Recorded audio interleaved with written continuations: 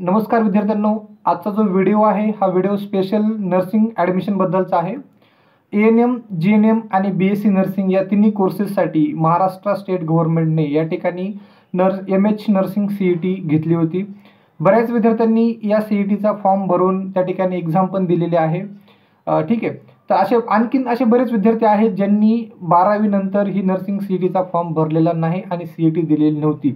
अशा अनेक विद्यार्थ्यांना, बऱ्याच विद्यार्थ्यांना त्या ठिकाणी नर्सिंगसाठी ॲडमिशन घ्यायचं होतं, परंतु एलिजिबिलिटी क्रायटेरियामध्ये बसत नसल्यामुळं त्यांना बऱ्याच कॉलेजमधून माघारी पाठवण्यात आलेलं आहे किंवा रिटर्न पाठवण्यात आलेलं आहे की तुमच्याकडं तुम्ही नर्सिंग सीट दिलेली नाही, तुम्ही क्वालिफाय होऊ शकत नाही। ठीक आहे, तर अशा विद्यार्थ्यांसाठी आज आनंदाची बातमी आहे, कारण आपल्या जे वैद्यकीय शिक्षण मंत्री आहेत यांनी एक मीटिंग घेऊन जे आपले नर्सिंगचे पदाधिकारी आहेत, संस्थाचालक आहेत, सगळे नर्सिंग कॉलेजेसचे, यांनी एक मीटिंग घेऊन त्यांची ज्या मागण्या आहेत त्या आपल्या वैद्यकीय शिक्षण मंत्र्यासमोर ठेवलेल्या होत्या आणि त्याच्यावरती एक फायनल त्या ठिकाणी एक डिसिजन घेण्यात आला आहे की एएनएम आणि जीएनएमचे जे काही नर्सिंगचे ॲडमिशन्स आहेत हे ॲडमिशन यावर्षी 12वीच्या मार्क्सवरतीच घेण्यात यावेत आणि ही जी नर्सिंग सीईटी आहे ही फक्त बीएससी नर्सिंग डिग्री कोर्सेससाठीच मर्यादित ठेवण्यात यावी, यासाठीचं त्या ठिकाणी त्यांनी मीटिंग घेऊन तसं डिक्लेअर केलेलं आहे, घोषित केलेलं आहे।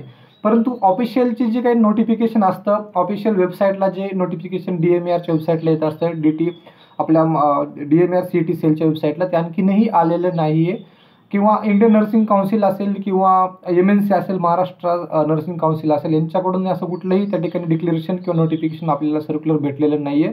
त्यामुळं सध्या तरी वेट अँड वॉच भूमिकेमध्ये आपल्याला थांबायचं आहे, परंतु जी काही रिक्वायरमेंट आहे ॲडमिशन प्रोसेससाठी लागणारी तुम्ही तात्काळ त्या ठिकाणी करून घ्यायची आहे। ज्या विद्यार्थ्यांनी सीईटी दिलेली आहे त्यांना जीएनएमला ॲडमिशन घ्यायचे, एएनएमला ॲडमिशन घ्यायचे, असे विद्यार्थीही त्या ठिकाणी एएनएम जीएनएमला ॲडमिशन घेऊ शकतात। ज्यांनी सीईटी दिलेली नाही असे विद्यार्थीही त्या ठिकाणी जाऊन एएनएम जीएनएमला ॲडमिशन घेऊ शकतात, असं वैद्यकीय मंत्र्यांकडून किंवा वैद्यकीय डिपार्टमेंटकडून त्या ठिकाणी घोषित करण्यात आलेलं किंवा सांगितलेलं आहे। तर तुम्ही यासाठी ही महत्त्वाची आणि आनंदाची बातमी आहे ज्यांनी सीईटी दिलेली नाही अशा विद्यार्थ्यांसाठी। बाकी बीएससी नर्सिंगचे जे काही कॉलेजेस आहेत त्या ठिकाणचे जे काही ॲडमिशन्स आहेत ते प्रॉपर कॅप राऊंड थ्रू आपल्या सीईटीच्या मार्क्सवरतीच त्या ठिकाणी होणार आहेत। महाराष्ट्रामध्ये साधारणतः जवळपास 25 ते 26 हजार एएनएम आणि जीएनएमची सीट्स त्या ठिकाणी व्हॅकंट आहेत किंवा सीट्स त्या ठिकाणी अवेलेबल आहेत फर्स्ट इयर नर्सिंगसाठी। सोबतच बीएससी नर्सिंगसाठीचे 8 ते 10 हजार त्या ठिकाणी सीट्स आहेत। असे टोटल मिळून 35 ते 36 हजारच्या आसपास त्या ठिकाणी सीट्स अवेलेबल होतात। तर एवढे कॅन्डिडेट्स त्या ठिकाणी नर्सिंगला क्वालिफाय झालेले नाहीत किंवा तेवढ्या कॅन्डिडेट्सने त्या ठिकाणी नर्सिंगची एक्झाम दिलेली नाही, त्यामुळं बरेचसे सीट्स हे व्हॅकंट राहण्याची भीती आहे।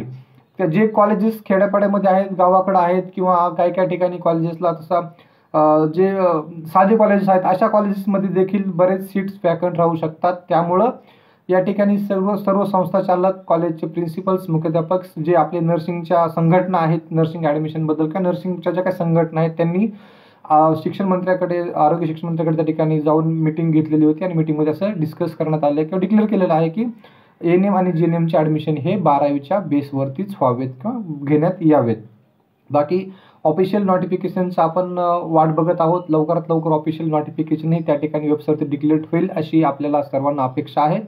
बाकी जे काही रिक्वायरमेंट प्रोसेस असते ॲडमिशनसाठी लागणार, जसं की डॉक्युमेंट्स असेल, तुमचं कॅटेगरीमधले डॉक्युमेंट्स असतील, सर्टिफिकेट्स असतील, कास्ट व्हॅलिडिटी असेल, असे बरेच काही डॉक्युमेंट्स आहेत ते तुम्ही त्या ठिकाणी गोळा करायचे आहेत, कारण बऱ्याच वेळेस कास्ट व्हॅलिडिटी सर्टिफिकेट त्या ठिकाणी भेटत नाही, त्यामुळं बऱ्याच विद्यार्थ्यांना स्कॉलरशिप वगैरे भेटत नाही किंवा त्यांना जे काही पुढचं ॲडमिशन प्रोसेसमध्ये त्या ठिकाणी प्रॉब्लेम्स येतात।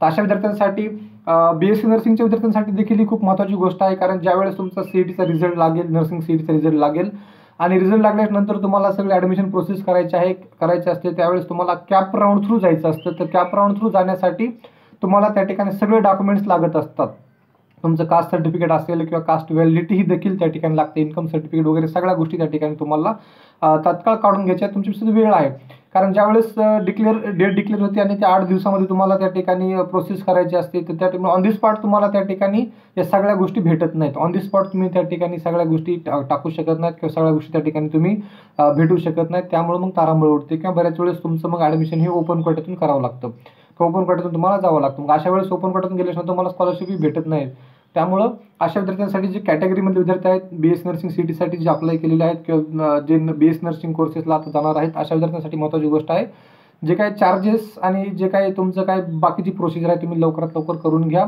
येणाऱ्या 8-10 दिवसामध्ये तुमच्या देखील नर्सिंग सीटचा रिझल्ट लागेल आणि जी बाकी प्रोसेस आहे डिक्लेरेशन वगैरे असतं तुमचं त्याचं जे काही कॅप राऊंडसाठीचं आहे ते सगळं हळूहळू या जूनच्या एंडिंगला आणि जुलैच्या पहिल्या आठवड्यामध्ये त्या ठिकाणी सुरुवात होणार आहे. त्यामुळं सगळ्यांना तोपर्यंत सगळं त्या ठिकाणी तुम्ही तोपर्यंत वेबसाईटवरती सारखं अपडेट राहायचं आहे. तसं प्रत्येक वेळी जी नोटिफिकेशन येत राहील, सर्क्युलर येत राहील, त्याच्याबद्दल तुमचं शंकेचं निवारण करण्यासाठी या चॅनलच्या माध्यमातून मी अनेक वेळा व्हिडिओ तयार करून तुम्हाला देईलही. तर तुम्ही या चॅनलला लाईक करा, शेअर करा आणि तुमच्या मित्रांना देखील पाठवा, जेणेकरून नर्सिंग प्रोसेस काय आहे किंवा जी नर्सिंग ॲडमिशन प्रोसिजर आहे त्याच्याबद्दल तुम्हाला डीप इन्फॉर्मेशन त्या ठिकाणी भेटली जाईल. गेल्या वर्षीही मी बऱ्याच विद्यार्थ्यांना ॲडमिशन प्रोसेससाठी खूप मदत केली होती या चॅनलच्या माध्यमातून. बरेच व्हिडिओ मी त्या ठिकाणी अपलोड केले होते. क्षणोक्षणी त्या ठिकाणी प्रत्येक नोटिफिकेशनवरचा एक मी व्हिडिओ तयार करून त्या ठिकाणी ॲडमिशन प्रोसेसवरती विद्यार्थ्यांना दिलेला होता. आणि बऱ्याच विद्यार्थ्यांनी जे विद्यार्थी माझ्या चॅनलला आलेले होते त्यांनी ज्या विद्यार्थ्यांनी व्हिडिओ पाहिले त्या विद्यार्थ्यांचं त्या ठिकाणी शंकेचं निराकरण झालेलं आहे आणि त्यांना चांगल्या कॉलेजेसमध्ये देखील ॲडमिशन भेटलेलं आहे. तर मी असेच बाकी काही गेल्या वर्षी व्हिडिओ तयार केले होते की best private colleges in nursing BS नर्सिंगसाठी कोणकोणते कॉलेजेस आहेत महाराष्ट्रामधले त्याबद्दलचा व्हिडिओ होता. सोबतच गव्हर्नमेंट कॉलेजेस कोणकोणते आहेत, इंटेक किती आहे, त्याचं ॲडमिशन कसं होतं, फीस किती आहे, काय आहे, याच्याबद्दलही मी व्हिडिओ त्या ठिकाणी बनवलेले आहेत. तुम्ही या चॅनलला सबस्क्राईब करा आणि जे काही खाली व्हिडिओ आहेत ते व्हिडिओ कमेंट्स किंवा व्हिडिओमध्ये जाऊन तुम्ही खाली बघू शकता. तुमचे काही डाऊट्स असतील, तुम्हाला काही प्रॉब्लेम्स असतील, इश्यू असतील, नर्सिंगबद्दल कुठलाही डाऊट असेल, इव्हन तुम्ही PhD नर्सिंगपर्यंतचा जरी तुम्हाला डाऊट असेल तर तुम्ही त्या चॅनलच्या माध्यमात कुठेही खाली व्हिडिओवरती कमेंट करू शकता. त्याच्यावरती तुम्हाला तुमचं समाधान केलं जाईल. किंवा तुमचे नर्सिंग एज्युकेशनमध्ये काही डाऊट्स असतील किंवा एखादा टॉपिक आहे, एखादा पॉईंट आहे नर्सिंग सिलेबसमध्ये आम्हाला समजत नाही किंवा फर्स्ट इयरमध्ये काही इश्यू आहे, सेकंड इयरमध्ये काही इश्यू आहे, ॲनाटॉमी फिजिओलॉजी असेल किंवा न्यूट्रिशन बायोकेम आहे, अडल्ट हेल्थ नर्सिंग आहे, आता जो नवीन सब्जेक्ट आलेला आहे, मेडिकल सर्जिकल नर्सिंग कमी होऊन त्या ठिकाणी पिडियाट्रिक सायकॅट्रिक नर्सिंग असेल किंवा कम्युनिटी असेल, मॅनेजमेंट असेल, दुसरा कुठलाही एज्युकेशन असेल, दुसरा कुठलाही सब्जेक्ट असेल, कुठल्याही सब्जेक्टमध्ये कुठल्याही पॉईंट्सवरती जर डाऊट असेल तुम्ही कमेंटमध्ये खाली टाकू शकता. किंवा तुमचा स्कॉलरशिप रिलेटेड जरी काही इश्यू असेल, ठीक आहे, समाज कल्याणची जी काही स्कॉलरशिप असते NT VJNT वगैरे याच्यासाठी जी काही जर काही इश्यू असेल तुमचा की स्कॉलरशिप किती भेटते, काय भेटते, स्टुडंट अलॉटमेंट कसं असतं, फॉर्म कसा भरायचा असतो, ठीक आहे, याच्याबद्दलही तुम्हाला त्या ठिकाणी गायडन्स दिला जाईल. म्हणजेच ओव्हरऑल नर्सिंगबद्दल जी काही इन्फॉर्मेशन तुम्हाला हवी असेल ती या चॅनलच्या माध्यमातून तुम्हाला प्रोव्हाइड केली जाईल. तुम्ही चॅनल लाईक करा, शेअर करा आणि सबस्क्राईब करा. धन्यवाद.